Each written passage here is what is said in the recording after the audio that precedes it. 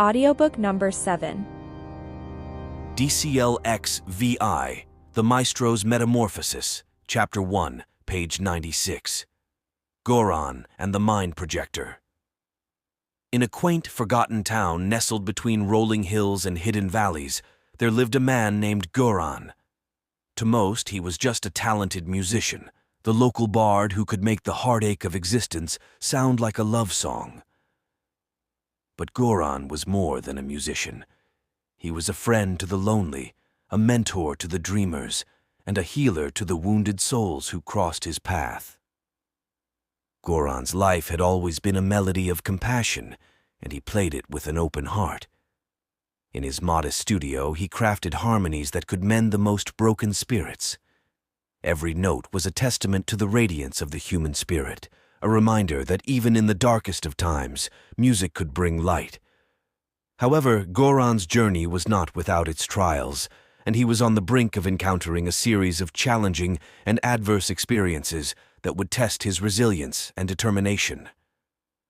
Goron had been a guiding light for a close friend named Finka, teaching him the art of playing musical instruments and rescuing him from the depths of despair, providing him with hope and purpose.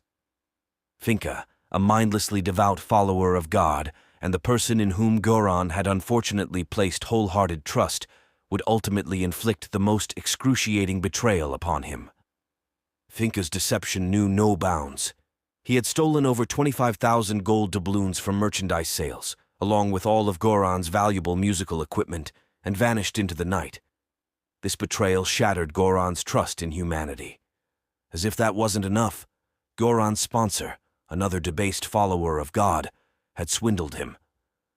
What had initially presented itself as a partnership contract had craftily unveiled its true nature as a soul-crushing agreement, complete with concealed clauses that assertively claimed ownership of the songs from Goron's recent recording. His earnings were mercilessly siphoned away, leaving him in a state of financial ruin and perpetuating his poverty. A sense of disillusionment crept into his heart like a slow, bitter poison. The tunes that once echoed with hope and joy now took on a hateful and hopeless tone, mirroring Goron's own despair. Goron, now drowning in disillusionment and debt, had no choice but to accept a low-paying job as a delivery boy. Gone were his lifelong efforts toward musical success, replaced by a mundane existence that barely kept food on the table. One fateful night, under the cold, watchful gaze of the moon, Goron embarked on his delivery route to a remote village. It was a night like any other, or so he thought until he saw something that would change his life forever. A mysterious figure, tall and foreboding, lurked in the shadows. Its eyes glowed with an otherworldly light, and its face bore the eerie visage of a goat. Dressed in a dark, flowing robe, it seemed like a creature born of nightmares. The figure approached Goron with slow, deliberate steps. Heart pounding in his chest, Goron could barely find his voice. "Who are you?" he stammered, trying to mask his fear with bravado. With a voice as ancient as time itself, the figure simply said, "This is for you." It handed Goron a scroll, its surface adorned with strange symbols and cryptic runes. Before Goron could react, the figure vanished into the night, leaving him trembling and bewildered. In the safety of his modest home, Goron unrolled the cryptic scroll.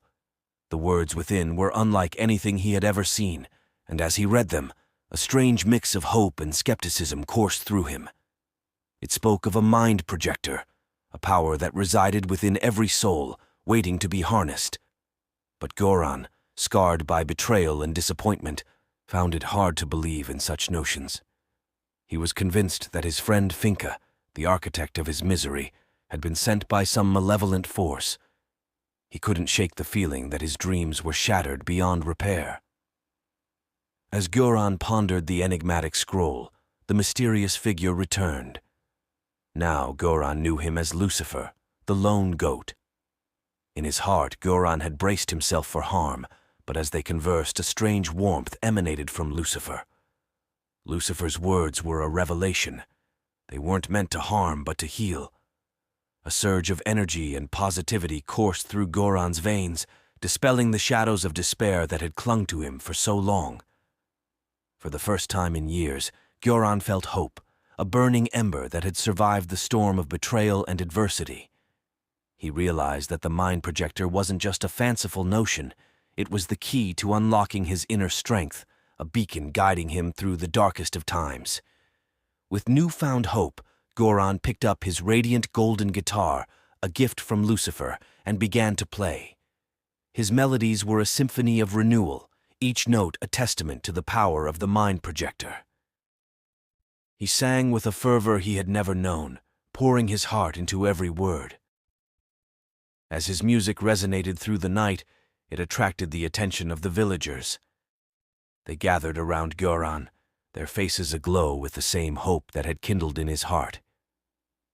His music wasn't just a performance, it was a revelation, a testament to the indomitable spirit of the human soul.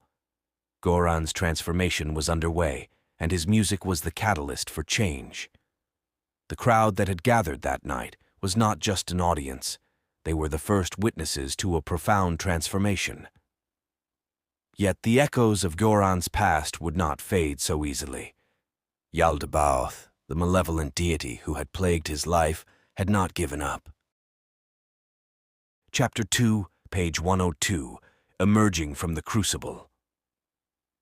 In a final act of cruelty, Yaldabaoth unleashed a bolt of lightning that shattered Goran's beloved golden guitar. The instrument that had been his source of strength lay in ruins, mirroring the torment that Yaldabaoth sought to inflict on him. But God had one more trick up his sleeve. With a malevolent laugh, he cast Goran into a labyrinth of despair. The labyrinth was a cruel construct of the mind, a place where Goran's deepest fears and insecurities manifested as nightmarish visions. He saw his home in flames, his guitar crushed beyond repair, and his wealth handed over to his enemies. In the labyrinth, Goran's spirit withered as he encountered tragedy after tragedy. Every path he took led to another form of demise, each more horrifying than the last. He saw himself impoverished, covered in boils, begging on the streets for mere scraps. But in the depths of this despair, a spark ignited within Goran. He remembered the teachings of the mind projector and the unwavering belief that Lucifer had instilled in him. With newfound determination, he faced his darkest fears head-on. With each step, he shattered the illusory obstacles that Yaldabaoth had placed before him. He confronted the visions of curses and misfortune with an unyielding will. As he emerged from the labyrinth, his sanity intact, it was clear that he had passed the ultimate test set by his malevolent adversary. Goran's reward was more than the riches he had lost.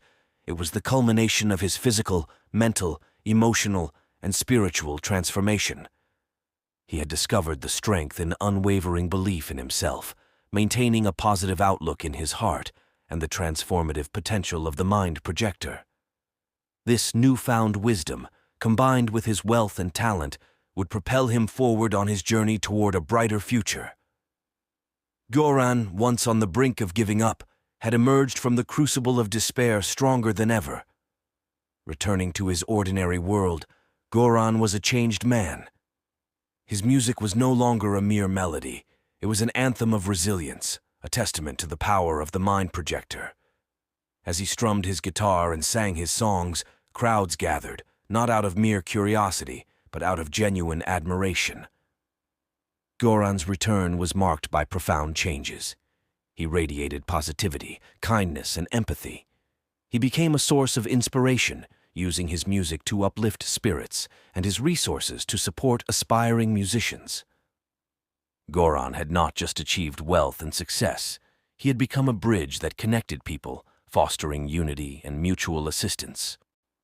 Goran established a charitable foundation dedicated to empowering aspiring musicians, ensuring they had the instruments and resources to follow their dreams. He extended his kindness to all, making a tangible difference in his village. His unwavering belief in the human spirit and the mind projector allowed him to navigate challenges with grace and inspire others to do the same. Goran had become a master of both his inner and outer worlds. His actions, decisions, and interactions reflected the wisdom he had gained on his journey. He nurtured the spiritual growth of his community, leading meditation sessions and philosophical discussions. His legacy lived on through the countless lives he had touched. Goran's mastery extended to both his inner and outer worlds. He supported aspiring musicians and aided those in need, demonstrating that wealth was a tool for positive change. Emotionally, he became a symbol of resilience and strength, steadfast in his belief in the human spirit. Spiritually, he guided others in their journeys of self-discovery and enlightenment. But Goran's journey didn't end there. As his influence grew, he felt a calling to establish a school for aspiring musicians. The school provided not only musical education, but also mentorship in finding one's true will and harnessing the power of the mind projector. It became a sanctuary for those who sought both artistic and spiritual growth. Goran's heroic journey had brought him to the freedom to live stage. He lived a life of purpose, spreading positivity and kindness. His legacy continued to inspire others, setting them on their own heroic journeys. Goran had not only achieved physical, mental, emotional, and spiritual wealth, but had become a force for good in the world. His daily life was a reflection of his inner transformation. He woke up each morning with a sense of purpose, eager to make a difference in the lives of those around him. His music had evolved into a beacon of hope, and his words resonated with wisdom. Goran was no longer the struggling musician he had once been. He was a mentor, a leader, and a friend to all who sought his guidance. His actions were driven by empathy, and his heart was an open book, ready to listen to the stories of others.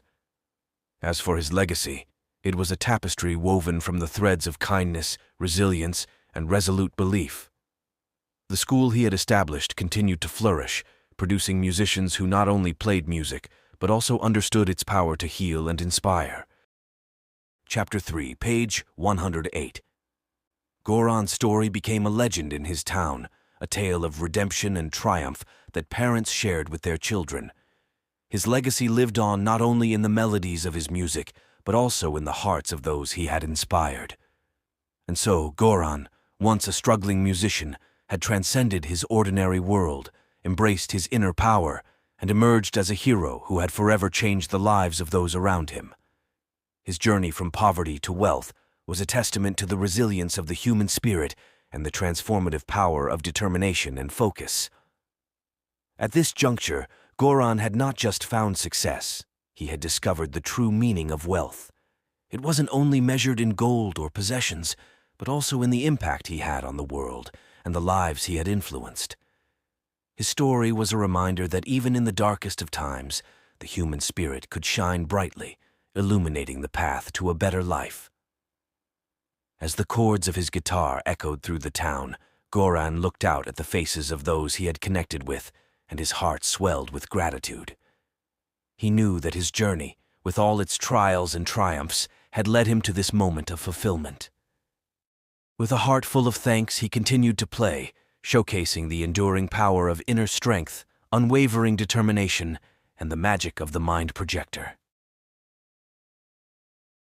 Page 1 to 10. Everything is dual. Everything has poles. Everything has its pair of opposites. Like and unlike are the same. Opposites are identical in nature, but different in degree. The Kybalion.